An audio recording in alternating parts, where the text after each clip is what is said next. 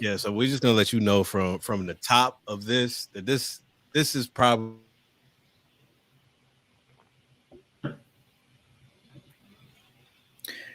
Now, I don't know if I froze or if Pierre froze. So, y'all in the comments, if you are there, let me know. And if that's the case, if it's me, then I will go ahead and refresh. But I don't want to leave without knowing whether or not. So, um, yeah, because I don't see any change on my NP. Okay, so I'm gonna refresh right quick, just in case it might be me.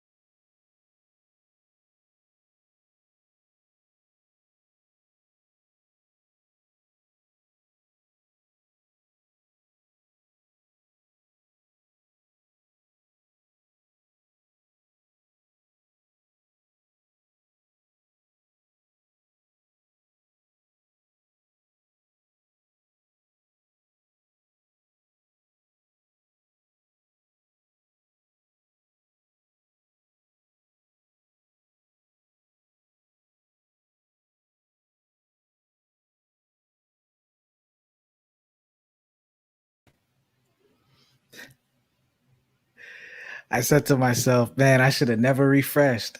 I was thinking whether or not I should have, but that's all right. We are here.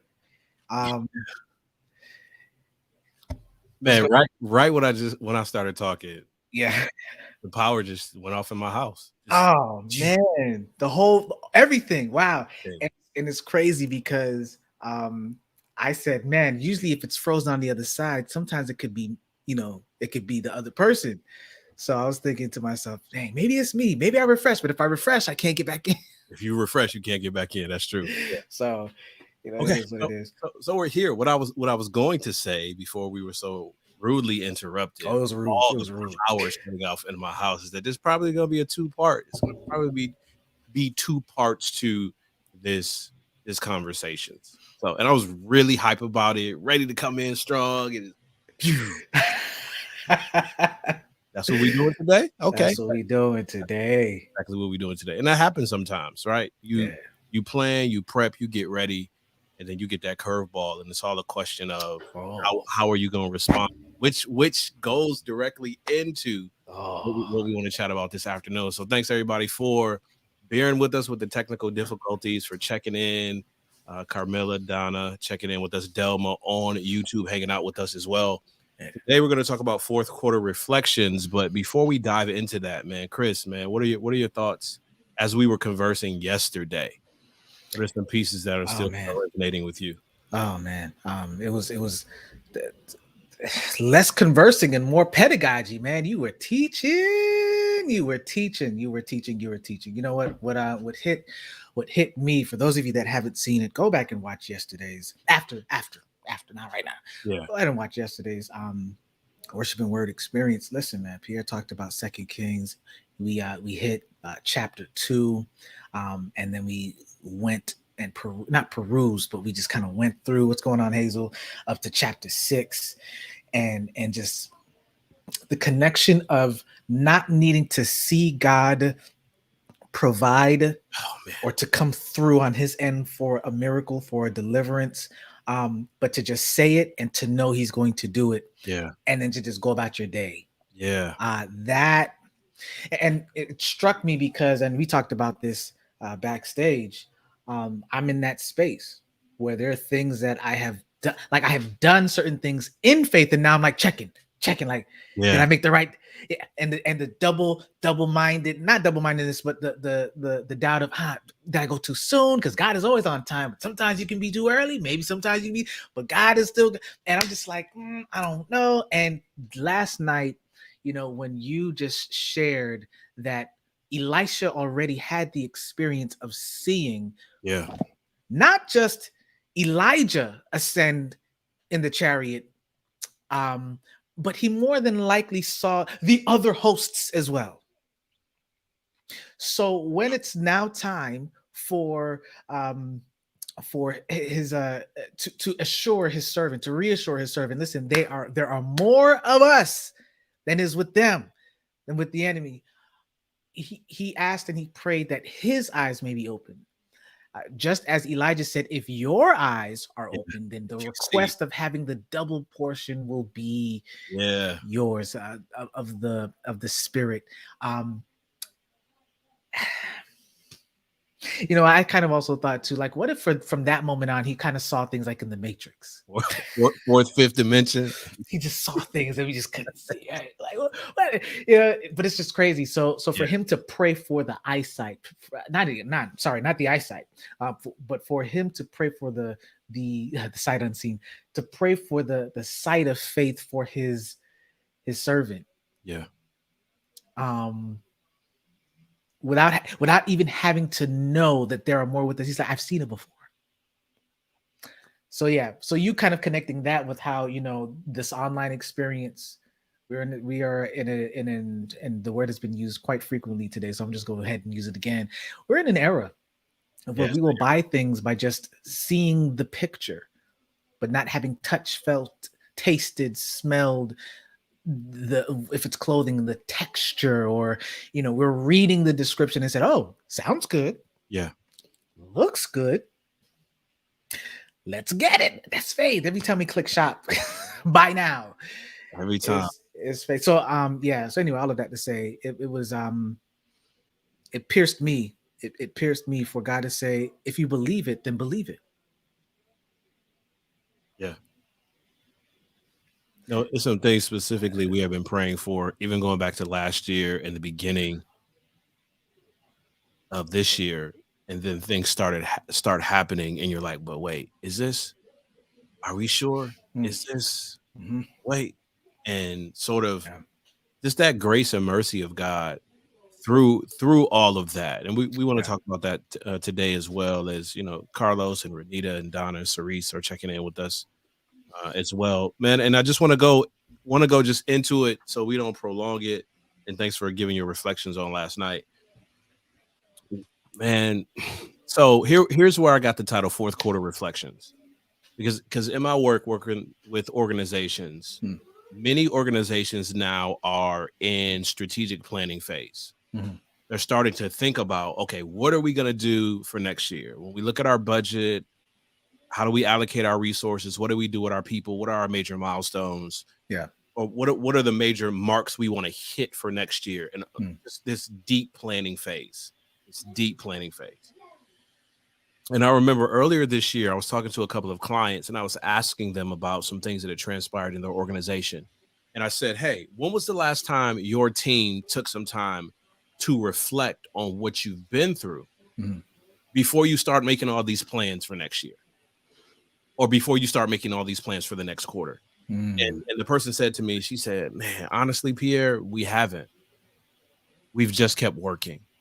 And I think for a lot of us, man, we have all of these great intentions, and they don't just happen at the beginning of the year or the end of the year, or when we have one of those come to Jesus moments, whatever it is, or we make these broad declarations, right? We've been talking about declarations and affirmations and all of those things, all focusing on, okay, this the next thing that God is calling me to do, the next door that's going to be open, the next era even. But how often do we actually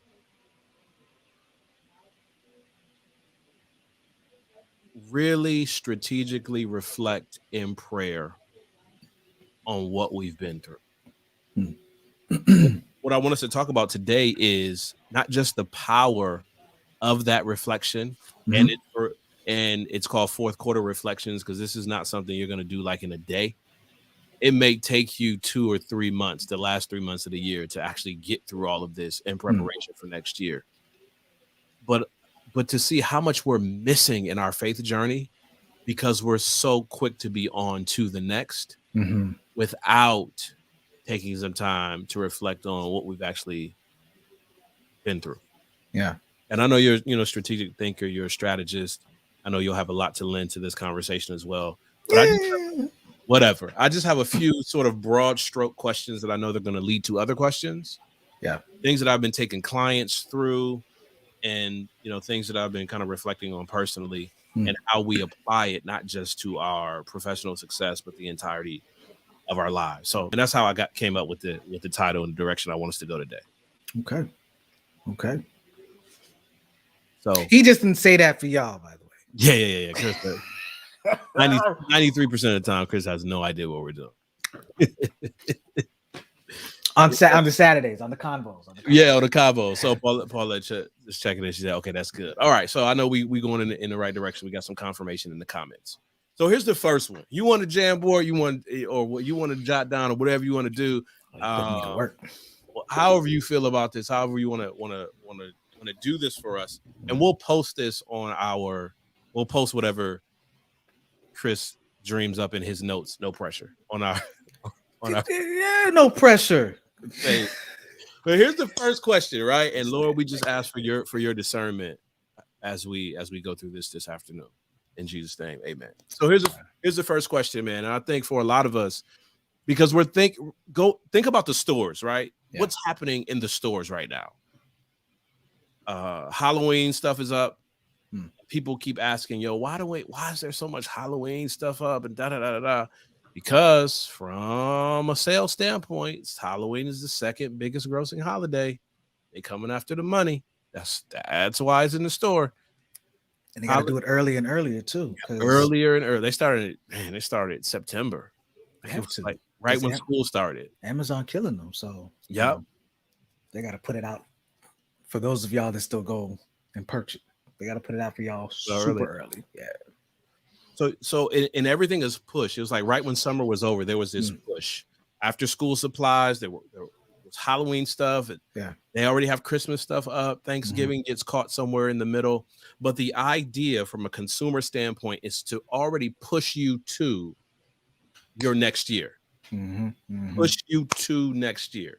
Push you to rocking New Year's Eve with Dick Clark and Ryan Seacrest. Just push you through to that so you can just kind of keep you in a cycle or keep you in this loop. And for a lot of us who say, man, I'm so ready to do what God has asked me to do. I'm so ready. I'm so on fire.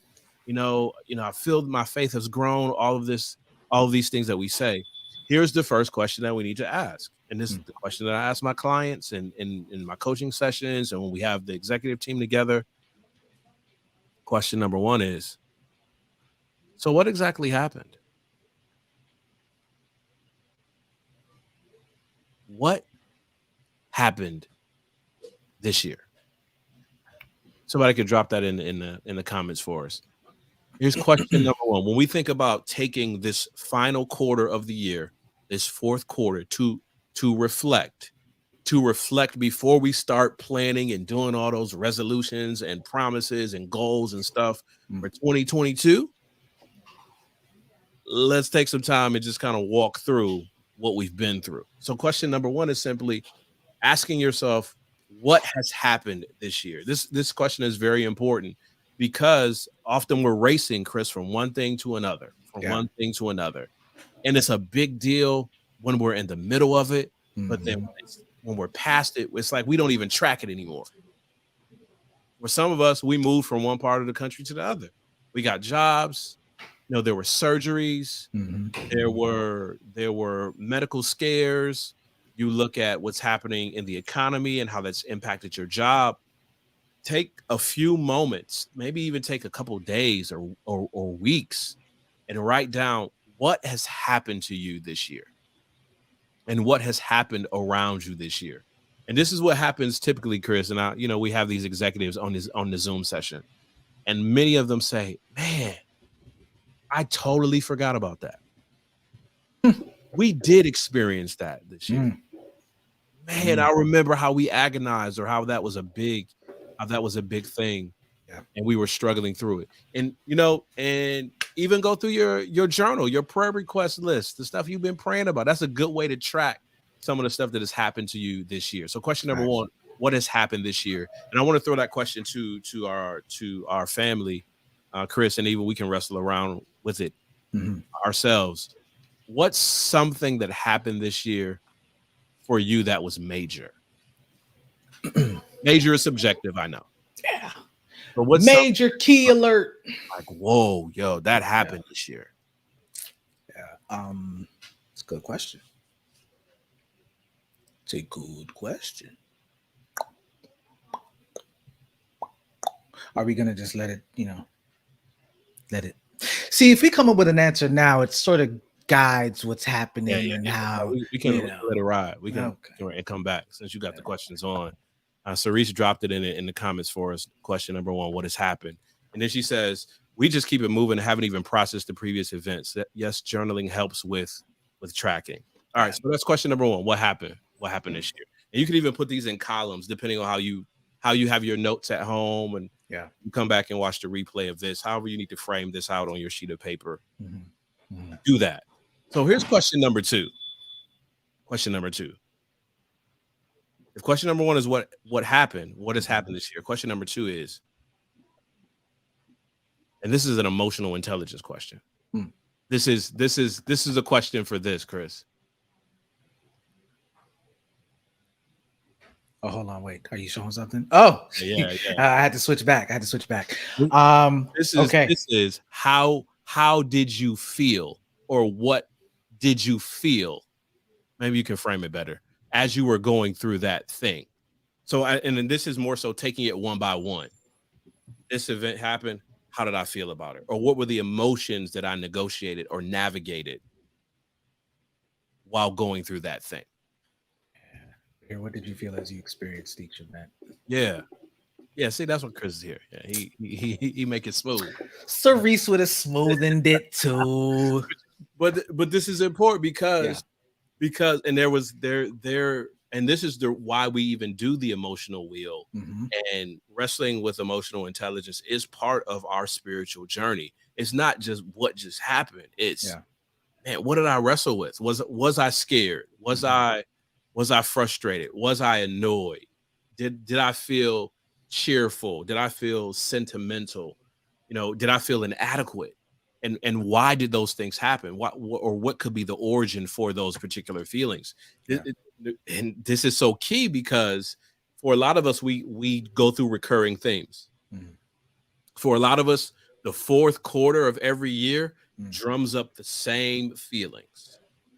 But we haven't worked backward enough to, Yeah. to understand, why do I feel this way every October? Yeah. Yeah. That's a good question. I feel like every June, Mhm. maybe not this year, just down. Yeah. It's like in a down seasonally. It's weird. Okay, major milestone for me since I don't see nothing in the comments, y'all. What's going on? What's going on, y'all? Pulling them back. Delma's typing on YouTube. What happened this year? What happened this year? How did you feel about it? What were the emotions that are connected to each event? So, and Cerise says, thinking about the feelings may require us to look back through our history. Absolutely. And what's the quote? I don't know who's attributed to it, but those who don't learn history are doomed to repeat it. I don't know. Destin, yeah. That's not just for like world history. That's for personal history as well. If we don't learn our personal history, we gonna be like Doctor Strange. So listen, y'all. I had a, and you're right about that. I had a 10 to 15 year plan that I created 10 to 15 years ago, and one of the items was to get another degree. Okay, to get another graduate degree. And this graduate degree would help me to either get better quality clients or high paying salary, right? A job. So I'm either going to get better people working for my business, or I will be end up working for somebody else, but at a higher, Yeah. And the degree that I had on there, and I'm just kind of going back in my mind, the degree that I had on there is not the degree that I finished with. It's interesting that, so it's an MBA. Finished the MBA, and let me tell you why this is major. My first graduate degree took me 7 years to complete, y'all. It's one of those things when you put on a resume, you got to finesse it so you don't put the start dates on your education, because just the end dates. I do that because of how long it took. Now there's a narrative behind that. I left because I'm like, why do I need to finish? I don't need to finish. I'm already making money. And then there's a whole story behind how I actually finished. We're not going to go down that road, but this is key because in the first degree, an emeritus professor, already retired, moved out of the city, the state, of which the university was based in, reached out to me, was like, yo, so what we doing? And little did I know that year 7 was the last year that all of those credits would be valid. And if I hadn't finished that year, and here's the thing, y'all. Here's the thing. It wasn't like I was trying to finish classes. All of the coursework was done. I just had one thing left to do. And the irony of what it has been called is the production project. Many would call it a thesis or other things, but it's really it was a mixture of having a thesis and an actual practical project that was done. And get this, I already finished the production project too, but I needed somebody to help me to realize I already had the stuff. I had the keys, y'all. Y'all remember last night? Yeah, I had the keys in my bag already. But I needed somebody to help me to now reverse engineer everything that I went through and that I did. Okay, cool. The reason why this year was important was because I got officially, so we finished in December of last year, but conferral of the degree happened this year, January. It didn't take me 7 years. It took me 2. My first degree, I think I got a 3.8 2 or something like that. This one was a 4-point spanking O. The one that I took, I was in classes, structured, and had people guiding me. This one, it was online. And I took some, I'm still staring at the books, stare at the back of my head every day. Yeah. Some of these classes were tough as nails, y'all. I remember that. Tough as nails. So it's not just the fact that I got the degree. And I think I'll post it one day because I think on LinkedIn, you know, you share those accomplishments on Facebook. I don't really do all of that, but probably should because it might inspire somebody else. So for me, this first degree, I'm just really talking until y'all bring something up, y'all. Yeah. Because I still don't see nothing yet in the comments. Like, where y'all at? Yeah, but, let me jump in with this. Carlos says, "Thank God, nothing major." Mm-hmm. I think what's helpful about this exercise is that it doesn't have to necessarily fall into the whoa category. It could be, and this is one of the thoughts that I was thinking about earlier that didn't materialize into a full worship and word conversations, but I think is helpful for this moment. Is where can I continue to bring God or recognize God in the ordinary? Where can I that's recognize God in my ordinary? That's important. So that it doesn't have to feel like it's a huge thing for me to reflect on it. So on one side we got nothing crazy happened. Everybody, we got all fingers, 10 toes, we're good. On the other side, it's what were some of the ways that I saw God show up in the ordinary in my experiences this year? So Carlos, thanks for chiming in on that. Absolutely. Leonore, what's good? We missed you too. She around these parts now. So it was major for a few reasons.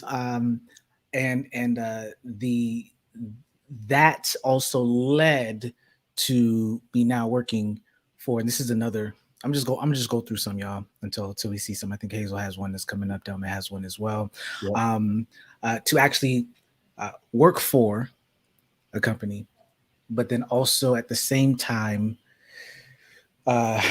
be a part of what we're now calling a brain trust for a startup.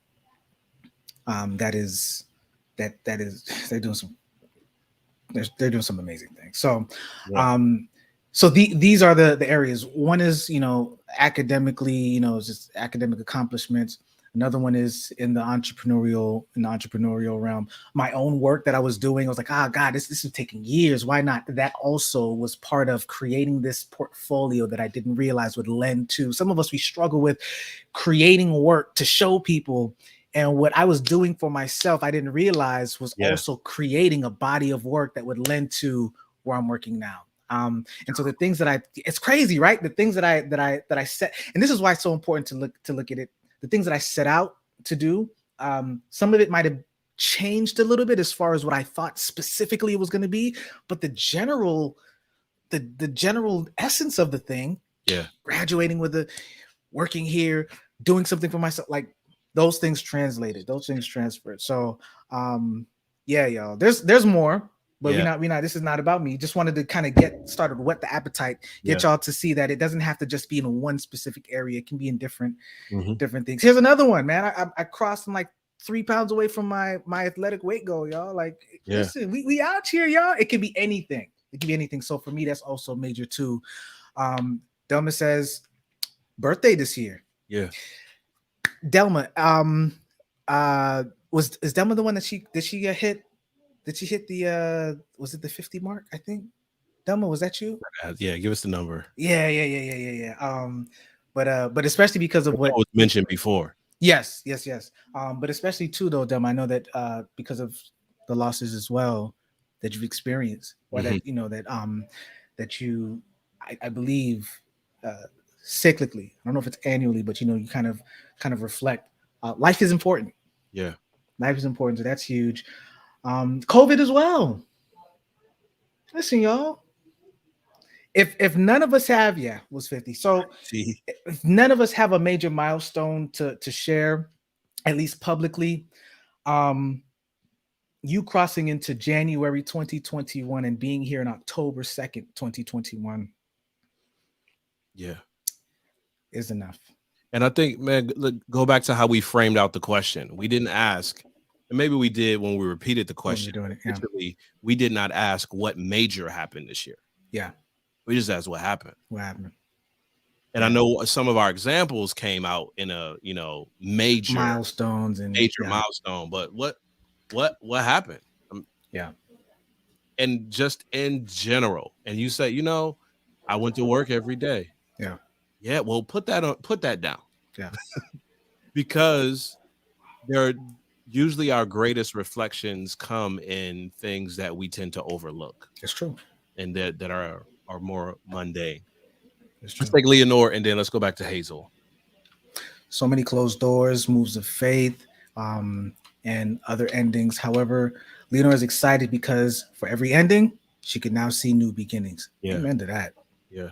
Amen to that. That is so true. Yeah. Absolutely. Yeah, it's a good word. Absolutely. Hazel says the major thing that happened this year was my husband and I started a new business that he was talking about for at least 4 to 5 years. There's a journey with this. There's excitement. There was major disappointment. There was depression, but then there is hope, and there's excitement again. So that's definitely.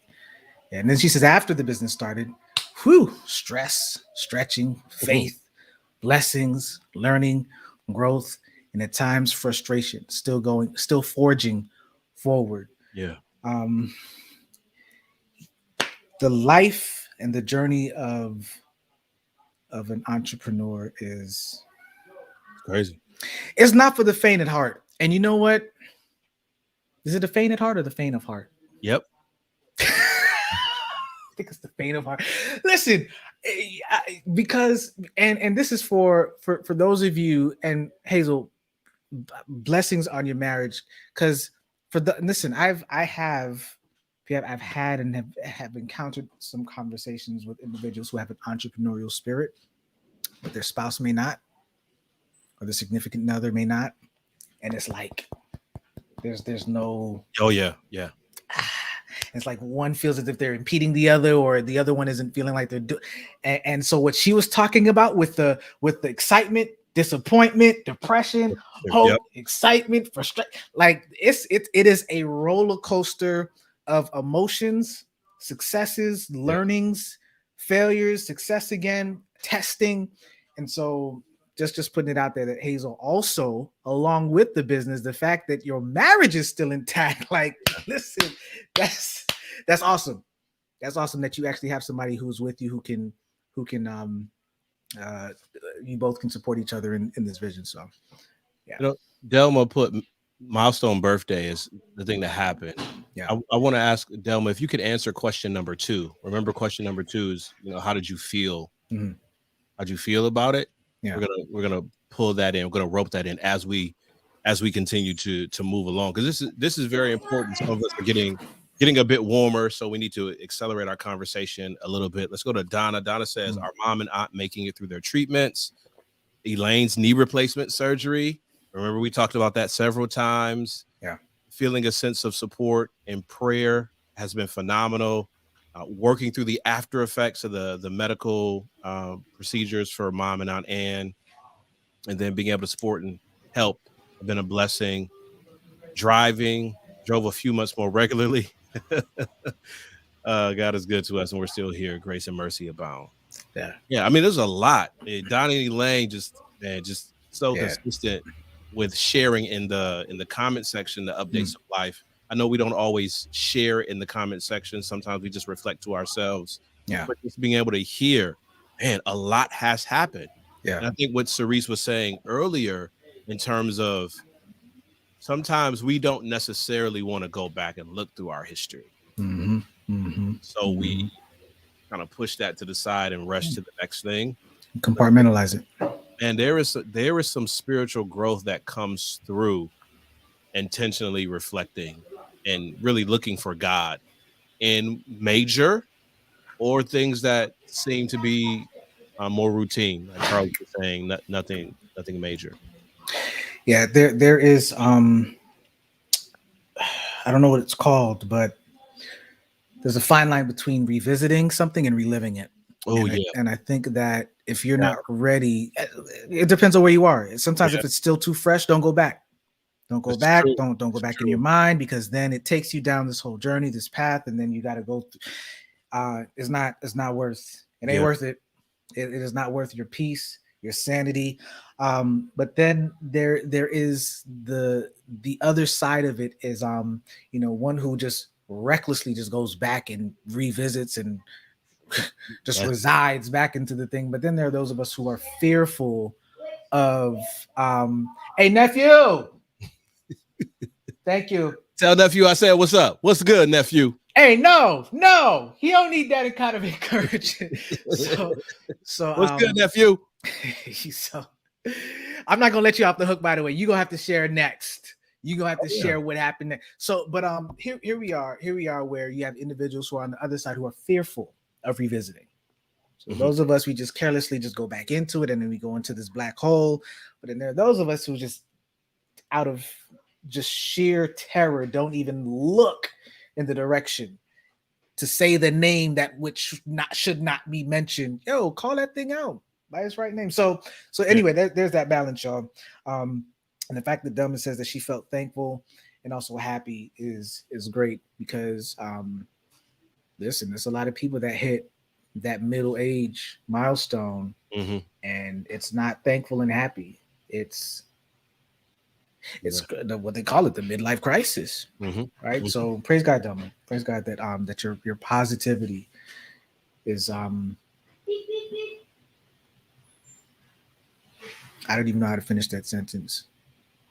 My nephew broke my concentration, but all of that to say, praise God, Delma. Because you didn't jump, so you need to be like Paulette. Paulette is juggling a full-time job, school, being a caregiver to her mom is fighting cancer. So you're gonna need to do a better job of juggling these thoughts and interruptions. Man, listen here.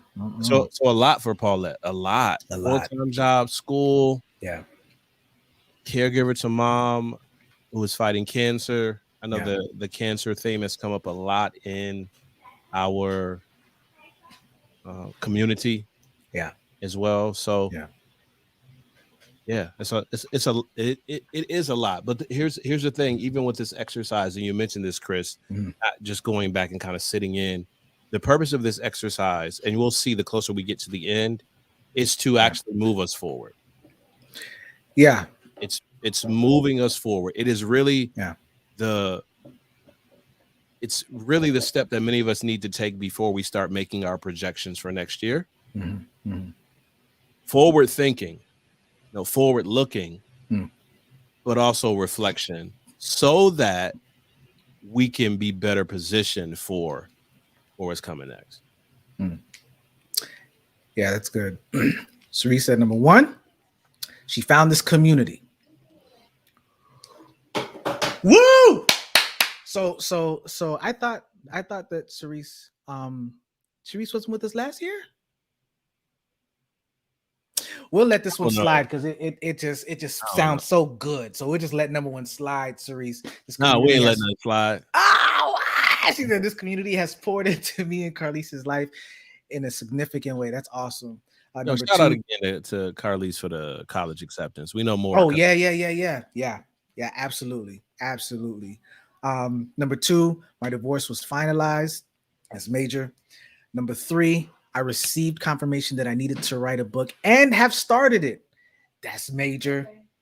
Number four, I have been more financially disciplined. Too many things have happened. Absolutely. And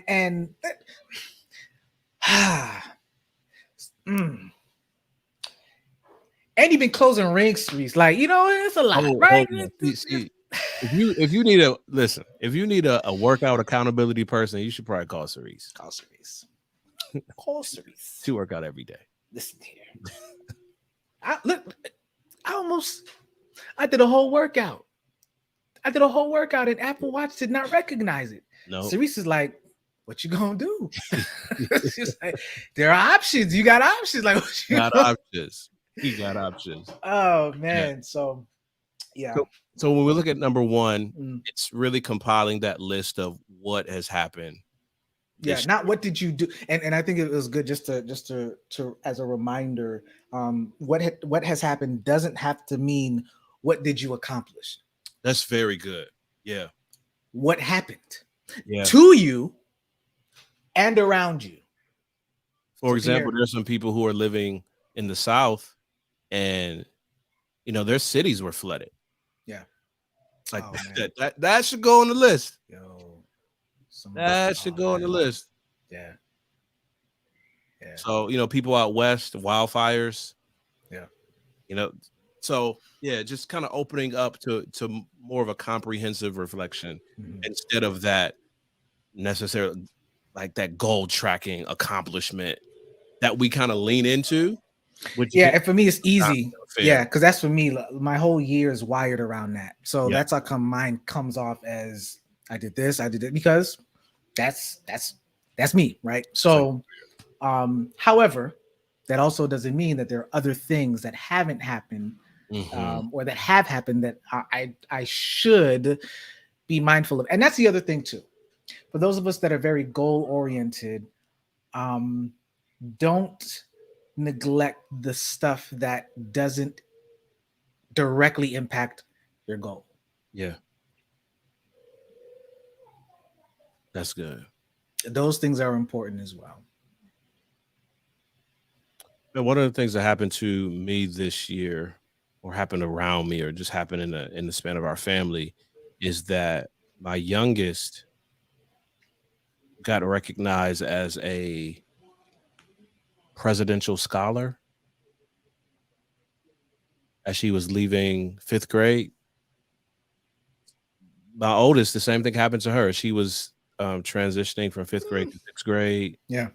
Promotion. That's what they call it. Yeah. Promotion. I remember that promotion ceremony in the school. This was a couple years ago. You know, only a handful of students were recognized as presidential elementary school presidential scholars, and I was one of them.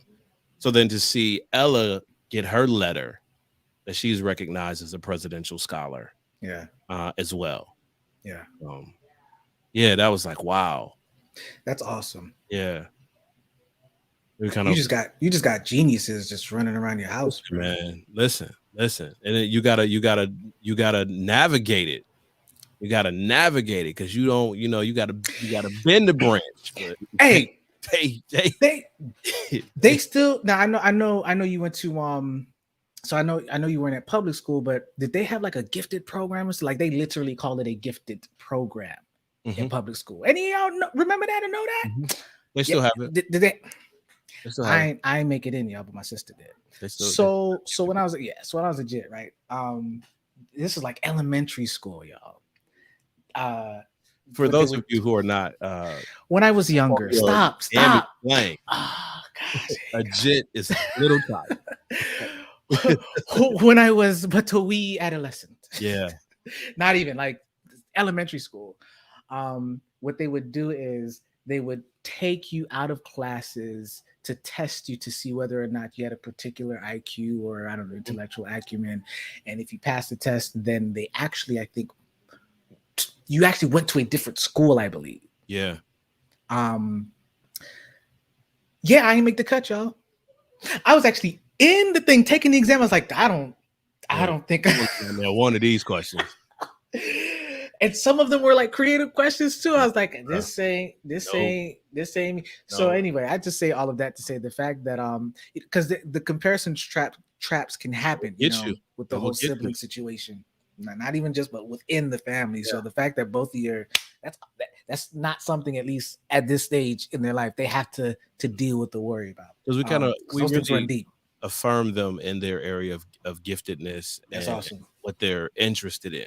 Yeah. So one is more like words, language, phraseology. It's big to her, like huge. So we spent a lot of time. Because that's what you want to get into an argument, she's ready. She'll start saying words that you didn't even know were in a dictionary. She's ready for it. My other daughter her creativity is paired with just her analytical nature. So continuing in what happened this year for us is we got a letter that said, so your 8th grader, depending on how she finishes this year, her math class is going to count towards high school. I was like, that's big. I was like, okay, don't ask me to help. You better call Khan Academy. I ain't got nothing for you. Con. Yeah, yeah. But That's those major, man. where you just kind of, oh yeah, that did happen, and I'm kind of Yeah. moving on, on down the road. Paulette brings up one too. We gotta let's do this one before we go to the next question. Mm-hmm. I live down the street, bro. Like not down the street. I'm about with traffic. Closer It than take me. forever, but like 40 minutes away from DC. That's close. And it's like, whoa, to see that was like, and for a lot of us, it's gone. It's just It was a gone. commercial. Yeah. It was so long ago. It feels like it was a long time ago, but it wasn't. That wasn't. And it was it was a lot to see, a lot to take in. Yeah.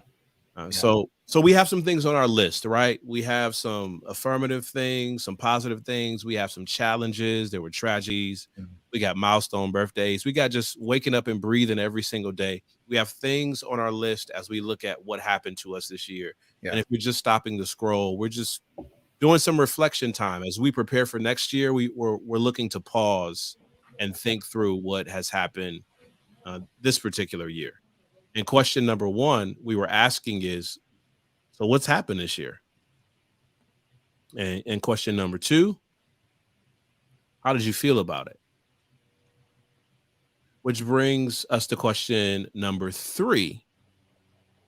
Question number three is, what did you do in response to how you felt? Number one, what happened? Number two, how did you feel about it? What emotions were you navigating as you were experiencing those things that we brought up our emotional wheel? Question number three. So what was the action? What was the action that you took in response? Yeah. How you feel to how you felt? All right. So let's just go ahead and get this ball rolling. This one connects a little bit better. So I'm going to go with another thing that has happened. So one of the things that happened this year was I pivoted my my business that focused on UX design and, especially in healthcare, right? It was super niche down, especially because I was doing an MBA in healthcare. So there's that too. And for me, like if I'm going to do something and, start with this thing, then the other things must align. It must make sense. I'm not just going to go all out and scatter. However, as I was going through the process, January hit this year, and I changed to, the thing about it, and you kind of just said it, Chris just smooths it over, being able to say and put words in a way that sounds more compelling, right? So Yeah. I didn't realize that was an actual thing. I started looking at like, well, maybe I will help people with their vision or their mission statements. Like, okay, I can do that. I can make those things sound good, but maybe there's a structure, a framework behind that. And it's called business storytelling. Got into that world, mind blown, because I was always at least an enthusiast when it comes to understanding stories from a particular perspective, not necessarily like the creative writing storytelling style, but just like, the overarching structure of what gets somebody from point A to point B in a story. And that's where things were. And I had a goal, being a part of a founders group. That was another thing that happened this year. One of the goals was to build my email list, right? So the thing that happened, I pivoted my business, now focusing on business stories. And then how did I feel? I felt empowered. I felt, okay, this is good. Like I'm making progress, because before, even though I was, in the thick of things, especially because of COVID, things didn't really feel like they were moving, but now things have pivoted. Okay, cool. I think I found this thing. Live streaming more. We getting this equipment in, and so it's like, okay, we're good. But then the feeling of empowerment almost hit similar to what Hazel was kind of going through as far as those kind of the emotional roller coaster, was now this sense of uncertainty. It's like, okay, how do I break the bubble? Like I've got my thing. I know what the value proposition is. I've got the model, but why isn't it like what's missing? Founders Group was like, you need to build an email list. Now, obviously I did know that, but to hear it again and say, but for how long? You mean to tell me that I can't just put out ads, spend money on ads? Money that I didn't have, by the way, but I got to put money. And they're like, yeah, I mean, you could do that, but you need a strong list. This is now where the feeling went to uncertainty to just like, I don't, okay, but I don't think this is started to do it, P. Mm-hmm. And 6 months later, the email list is not built to where it should be so that I can market to people that would probably take me to, okay. So I'm unpacking this for y'all. So the what happened now, we talk about what cyclical. Now the what happened is the business, like I'm getting work in, but I'm not getting work in a fluid and a scalable way. And that was the problem. Problem wasn't getting in work. It was getting in work more quickly and more consistently and more fluidly. So now I'm in the middle of June, or the middle of the year. So now I'm in June. I'm like, the emotion didn't go from how I felt a year or even 2 years ago. I was talking to Miguel about this, where every time I would leave the entrepreneurial scene, is like, you know what, this ain't working out. I left in frustration, or I left in doubt. And every time that I was about to leave, I would get a referral. Someone would say, hey, got a client for you. I was like, oh, wow. And I felt as if, just from a spiritual perspective, God was like, don't leave just yet. Yeah. Don't leave just yet. Like you're in year 2. Don't leave just yet. You're in year 3. Don't leave. You're in year 4. Don't leave just yet. I'm like, this time the emotion was a little bit more, not out of frustration. It was now out of strategy. It's like, okay, so what you going to do? Are you going to take the next 6 months, June to December, to do what you should have done? Because here's the thing, y'all, with building the email list, no revenue is coming from that. And so there was this tension of trying to build and to make money. We'll try to build. And I was like, this is not, anyway, long story short, y'all. I said, okay, well, you can do one of two things. You can keep doing this and work out what should have happened, and you could very well be successful. Or you can change. Work for somebody else. And in the meantime, you have more stability. You'll have the funds to pay somebody to do the stuff that you didn't want to do anyway. And I made the shift. And open season began. Listen, y'all. Open season began. So what did I do? Based on how I felt, I made a very and it wasn't an uncomfortable decision, but I made a decision that I could have made years ago, but it would have been for the wrong reason. Yeah. This time around, it's not, I'm throwing this away. It's, I'll be back. I'm coming back for you, but let me just go ahead and get these ducats right. It's another saying. Let me get the money, the funds right quick to come back. So it's more of a detour than anything, and strategic. So this is just one of the things for me, y'all, that has happened. And I find it ironic because I felt these emotions before. Right. So it's just now I'm in a different space, and maturity too, P. What's helpful with the exercises that you pointed this out, and I know people are kind of looking through, their responses and how they're going to frame it up. You said before, when you felt these emotions, you typically thought or would go in this particular direction. Yeah. Part of what we're doing is tracking patterns, because there's a reason, some underlying reasons behind, for a lot of us, every time something gets hard. Every time something gets difficult, we either run away, or we make the excuse, or we rise to the occasion, or we seek help, whatever that is. Yeah. And if we start seeing that pattern in response to how we've looked at or how we felt about the things that have happened to us, it can show us, okay, this is the area where you need to do some growth. Right. This is the area where you need to do a bit more heavy lifting. Yeah. Because for consistently, and we've had conversations about this over the years, consistently, it was like, well, maybe you should pivot. Maybe you should pivot. But the time wasn't right. It wasn't right. And now this time, when you make the pivot, it's like, you didn't even have to work that hard. Everything just, yeah. I didn't. That's a whole nother story. But yes, I didn't. Yeah. And I think that's that. This might free somebody. The reasons why I was willing to leave and to pivot or to not really abandon the boat wasn't because it just didn't work out. No, failure wasn't the problem here. It was what I thought the failure meant to other people who were watching me. Oh, okay. Yeah, we setting up for Leonore. Go ahead. Yeah. So at this point, it's not that I just started this thing 6 months. No, y'all, we in it for years. And I'm like, okay, you know what? If this doesn't pop the way that I believe it needs to show somebody else, show somebody like the people who have invested, because I owe some to like if it doesn't work out the way that I think it should work out for other people, then am I really successful? Mm-hmm. I would rather abandon the post and do something else to at least show progress in my life for other people who ain't even really checking for me like that. They're not even looking for you. God was like, stay in the boat. Man. Stay in the boat.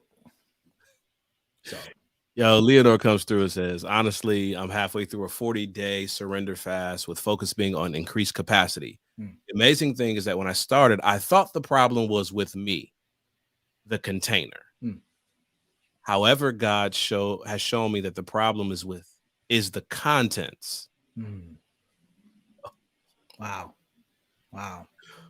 So I'm literally evaluating everything and getting rid of what doesn't belong to make more room for him. Yeah, it's major. Yeah. 40-day surrender fast, focused on increased capacity. For Leonore, that's a lot of reflection. A lot of what we're working through right now. That's it. And isn't it interesting how some things never really shift until you come to terms with, okay, what's going on? Yep. What are my patterns? What are the emotions that I'm wrestling with? Yeah. And how do I typically respond in these situations? Yeah. Not just for tough things, for great things. Some of us, great things, blessings come our way, affirmation, support comes our way. Yeah. And we sabotage it. God will open a door for us. And the emotional response is, man, I feel unworthy. So the reaction is, I'm just going to reject it because I don't want to mess it up. Yeah. And we may see that pattern, or we may not recognize the pattern until we write down the list of, okay, this is everything that happened. Wow. Yeah. And my response is the same. Yeah. Okay. Yeah. There's some heavy lifting that needs to be done. Man, Leonore, let me tell you, with this, my understanding, and you just remember that the YouTube video you sent me, A.R. Bernard dealing with grace. Yeah. This year, along with this container, what we're putting in, my understanding of what grace means is continuing to evolve. Absolutely. I mean, it's evolved, right? But I mean, this year though, faith to faith, this year, it's even more. I don't even know how to explain it. It's hard to explain. But some of the stuff that I thought was deep, especially from a religio institutional perspective, it ain't that deep. Yo, my wife hit me with that a couple of days ago. Yeah. She hit me with that a couple of days ago. And she was like, you know, what happens to some of us is we're still trying to get hype off milk. Oh. Did she say it like that, or did she say she said it differently? Because I was about to say, but I won't. She would have said, but she was like, because she trendy, so I know she ain't just saying. Like it's 20 years later. You came into church 20 years ago. You still hype off that? Still on that, man. That's milk. You're still on that, man. Yeah. Like, where's the growth in your journey? And like you said, the grace in that, man. Yeah. The grace that comes with knowing that even God doesn't look at us sideways as much as we look at each other sideways. Man, oh man. Because I be catching people sideways. I'm gonna let y'all know. These are my confessions. All right, Chris, you had this a couple weeks ago. These are my confessions. Man, I done unfollowed, muted, and blocked so many people on the social. I don't know what's going on. Yeah. Because I found myself looking at too many people sideways, man. I was like, man, that is okay. God is like, you got chill. Yeah. Because man, that's real, man. But and guys like, man, but I don't look at you like that. Whoosh. You're right. Yeah, you're right. And I think going even back to what Cerise was saying before the beginning of our conversation, it's hard sometimes to come to terms with not just the things that have happened around you, like the Capitol, the attack on the Capitol, but also some of the things that, like, decisions that I've made. And what is that saying about my personal history, my emotional well-being, when I look at the types of decisions that I'm making? Or even, can I celebrate when someone puts in the comment section, you know, I got a raise. Yeah. Or when Lana put in there maybe about a month ago, like, my husband got, you know, I can't remember quite what it was, but she was thinking about work transitioning out of work and the financial burden that was going to be to her family. Yeah. And her husband's, I think, retirement or something, was like, you good? Can I celebrate that? Yeah. Can I celebrate somebody else's? Sometimes you look at people sideways because you're like, man, I'm working hard over here. I don't got one of those. So it's always when you're not looking for it, y'all. Hazel says, I ran myself ragged trying to do everything myself. Yeah, Chris, you're going to take this one, Chris. I am now in the process of handing off some of the things that I can do so that I can remain sane while the business can grow. Oh, yeah. Grow your business. Yeah. Not just your business, y'all. Listen, our kids got to wash dishes. Y'all wash them dishes. Go ahead and wash them dishes. Right. Fold them clothes.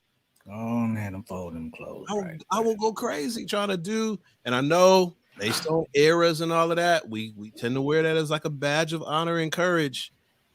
But how many times have we known people who have worn that as a badge of honor and courage, and then their children, as they get older, can't do those things? Can't do, man. That's nothing. Stir them bees in the pot. Oh, yeah. So that you can remain sane, so your family can grow, so your life can grow, so your business can grow. So we talked about this even before. So your ministry can grow. Matter of fact, God don't even work like that. Cause he lives in community. Listen, so you know what? Yo, I got some stuff I can do, but I'm gonna get out to the sun. The sun is like, I got some stuff I can do, but I'm gonna get out to the spirit. As a matter of fact, and I ain't gonna do it until I leave, so he has free reign. Yeah. We out here playing games. Hazel, kudos to you. Yeah. For embracing that. Because it That's is tough. Yeah. We know. Takes trust. Yep.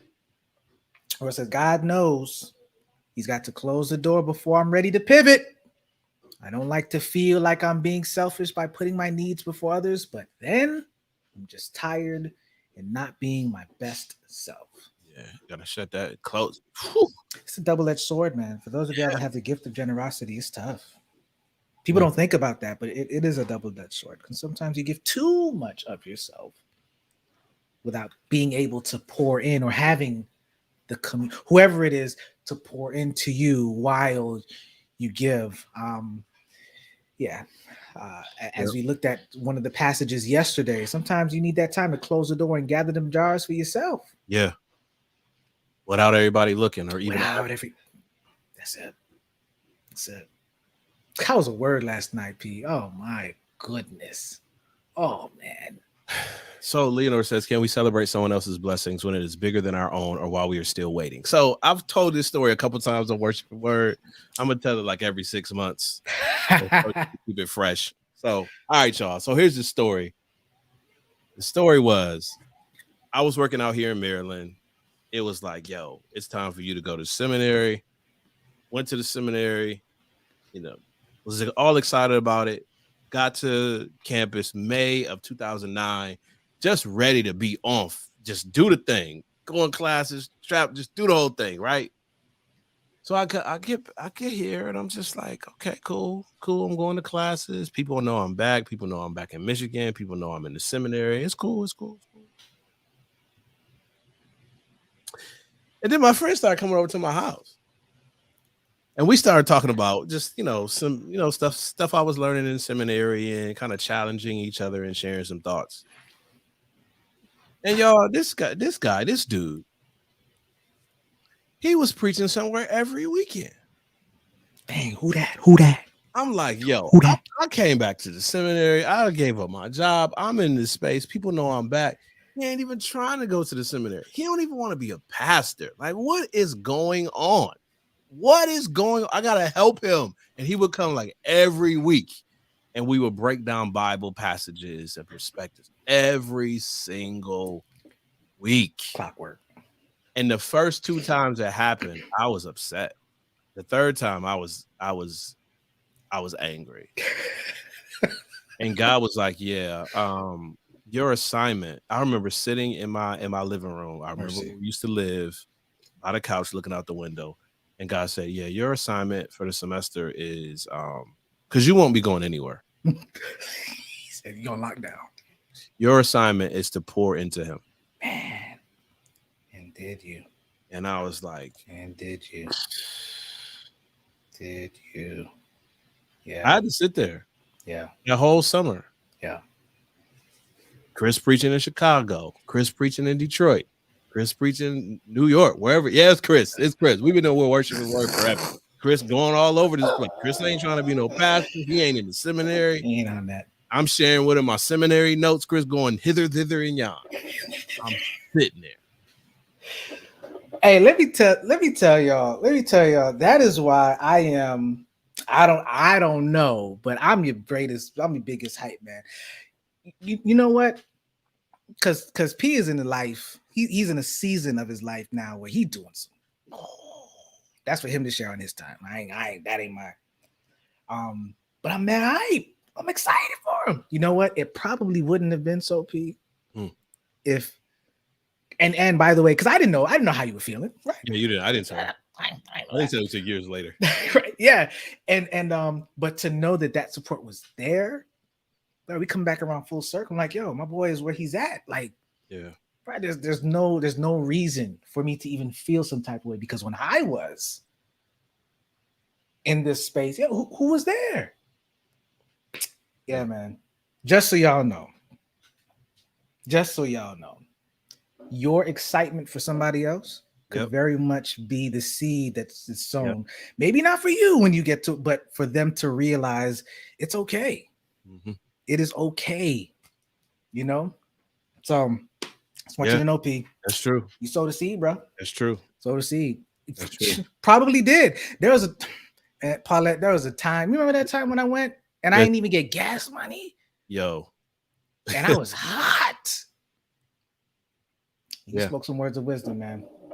So little did I know that very next semester that the same thing would happen to me.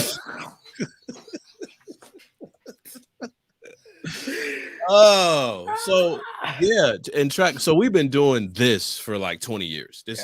We just kind of been doing it for 20 and having to wrestle with, man, I just got off the phone with Chris. Emotionally, how do I feel about that? Because he just told me something amazing. And as I look around my room, there's no amazing happening in this room. Oh man. No, but that's real. Yeah. That's real. Like, would I have been your accountability partner while being homeless? I'm like, hey, he writing a book. I got stuff that I gotta do. Mm-hmm. Like, I don't need like you, man. It started from early.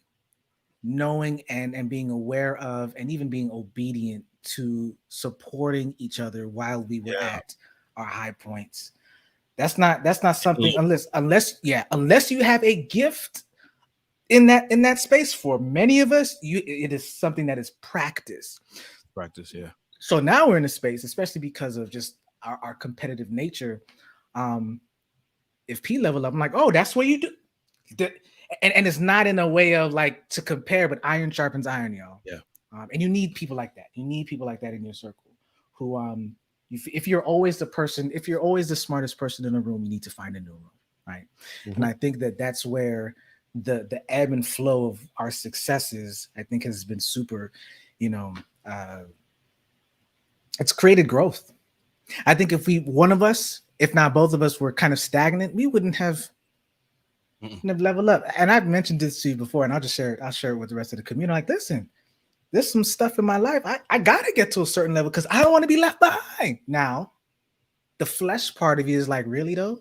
Yeah. Did you just not have the experience of understanding what grace means? You really think that the people who are in your just gonna check the deuces because they're on a whole nother, is that really what it's? So there's the flesh and the personal stuff there as well. However, on the other side, it also does prompt you to realize, okay, it's good to be in relationships where, yeah, if you're always the best person in the, you might want to just think about bringing some new people into your network. My sister hit me with a pop culture reference last week when we were hanging out. Pop culture reference. She was referencing a song, and in the song, the person said something to the effect of, if you're rich and everybody around you is still poor, you're broke.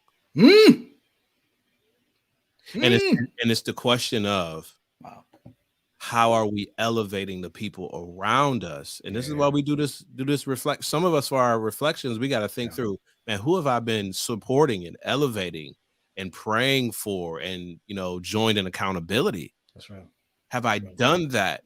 Because I'm asking for 2022, I'm asking God for some amazing things and some huge open doors. Yeah.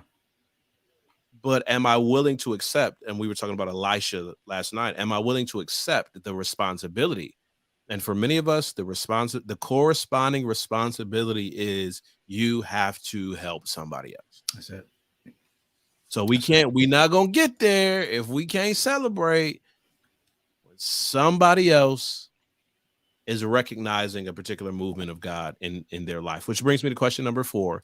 And question number 4 is, what did you learn, or what does your response teach you about yourself? So question number 1, what's happened to you this year? We're just kind of reflecting on this year before we start our planning and our resolutions and what we going to do in 2022. We still got a quarter of 2021 left, and we still got to reflect. So number 1, what happened to you? 2, how did you feel about it? Number 3, what was the response to that feeling? Because typically the response isn't to the thing. The response is to the feeling. And then question number 4, what does that response teach you about yourself? And I'll give you question number 5 real quick, Chris. Question number 5, drop question number 4 in the comments for us. Question number 5 is, how can you use this to experience a better future?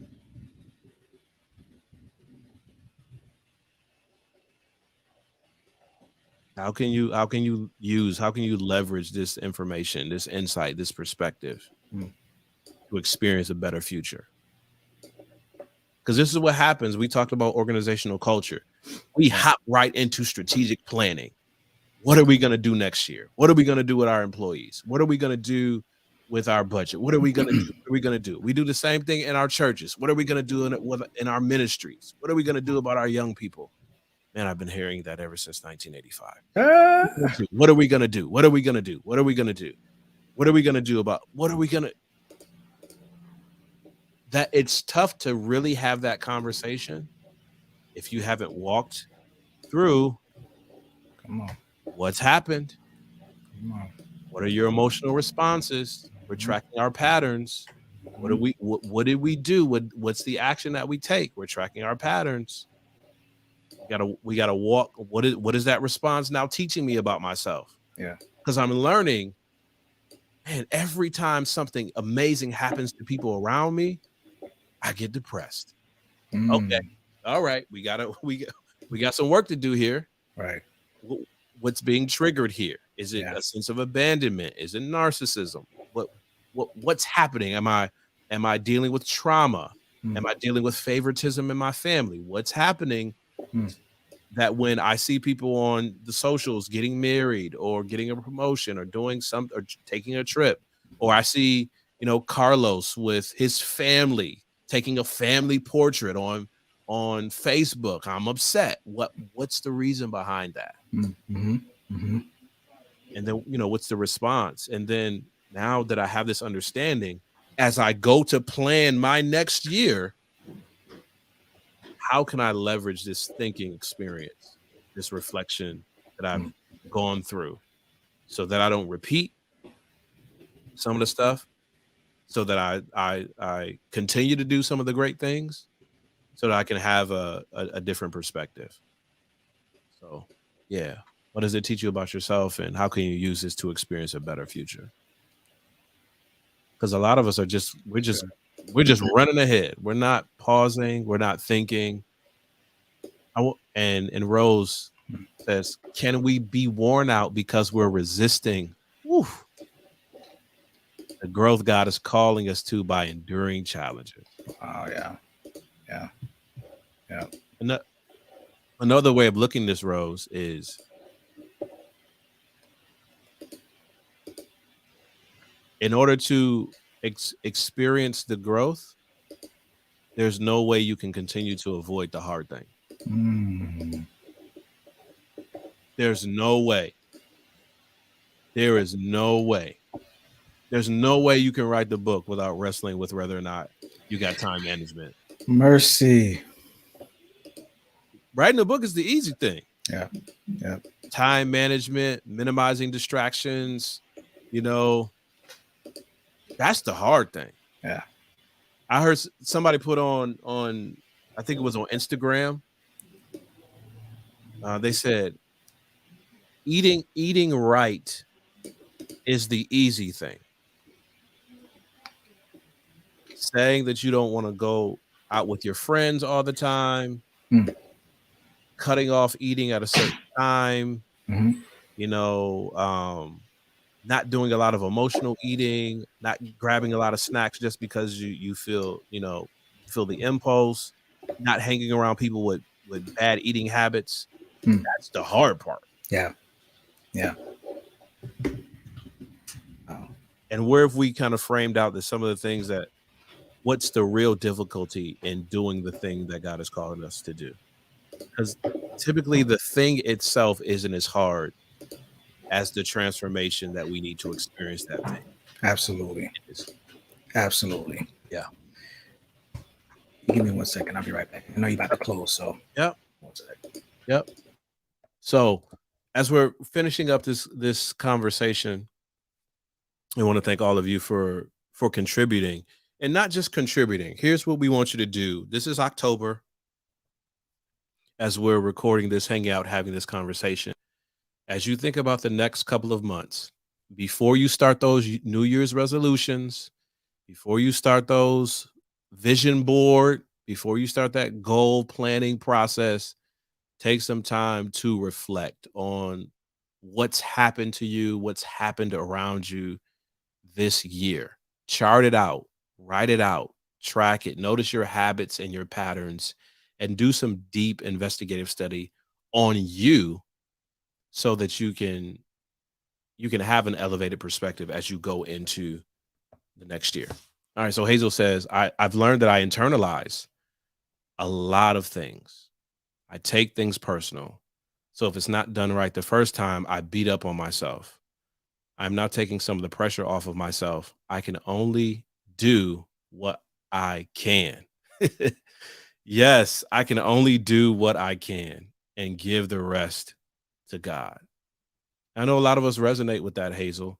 It's that whatever it is, it has different categorizations.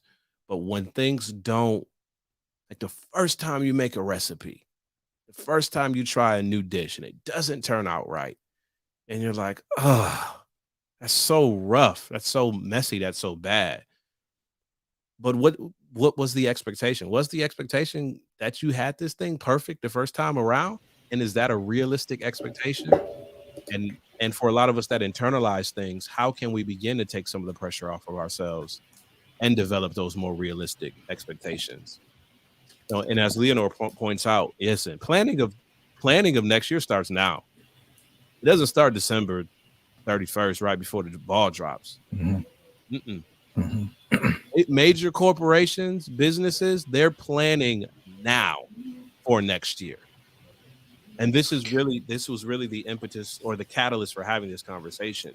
Yeah. And say, this reflection part should be a part of the planning. Now, many of you know, depending on where you work, that when a lot of our organizations do strategic planning, they do not do strategic reflection. They don't. They just go right into forging ahead. But we don't want that to be us. Yeah. We want to hit our ground. We want to hit our new year running. And we do that by making the preparations and planning now. And part of that planning includes reflection. Yeah. Reflecting helps you to take stock as well of the things that you were going to do this year, but you didn't get around to doing. Yeah. I think some of us, we become overburdened because we're adding on more stuff. Like I'm looking at the list that I have of things that I set out to do this year. And you know what? Because of putting in a reflection system, a tool that helps me to reflect, my goals haven't shifted that much over the last few years.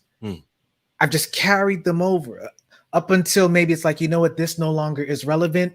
Reflection, let's exit. Or maybe I need to approach it from this angle to really get it done. Why didn't it get done yet? That's good. What else have I been doing? And then you can also look at, well, maybe one of the goals or one of the things that had to be done this year, maybe that took up a majority. So it's not even like you didn't do it. Maybe you didn't have the bandwidth. You didn't have the capacity to do it because one of the goals that you thought, was going to be attainable, which it was, took more energy, not even just more time, but more energy than you thought. And I think that, with the reflection, also look back at what didn't get done and then ask yourself, are you going to put that on? Are you going to re-up and try it again? And what that has helped me to do is to be more mature in the things that I choose to accomplish, because now there are things that I now can place as this is not going to happen this year, but I want to still keep it on the radar. Yeah. So, keep that in mind too, y'all, that there may be some things that, and it's okay. It's okay if you don't have a new goal. Maybe it's an old goal, but you still hitting it. Hey, you can write it in a new notebook though. I ain't gonna show y'all the notebook. Like, right. Yeah. So, you have this whole new year, new me, but you got old goals, and that's okay. That's okay. You need to check them old habits. Yes. How much those old habits, because and personally, I know, man, listen, man. I know I've written down things over the years that were good goals. Yeah. They weren't God goals. Ooh. And only after reflecting, like, oh, God is not.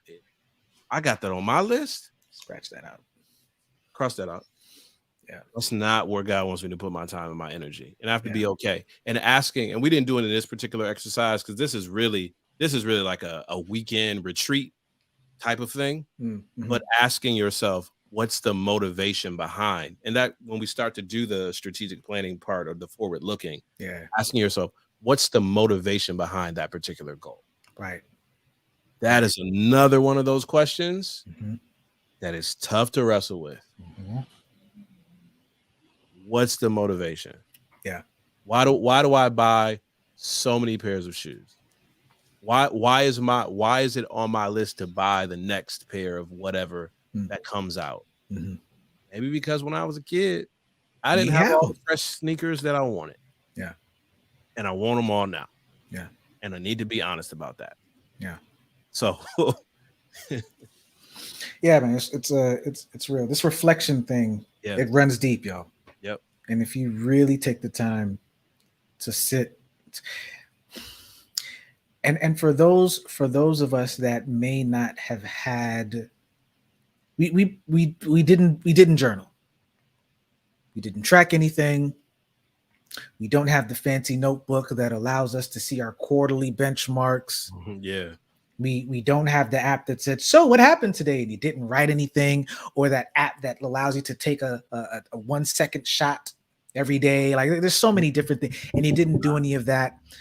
Don't think that because you don't have, or you hadn't done those things, that this moment is going to be wasted, or it's not going to be as powerful.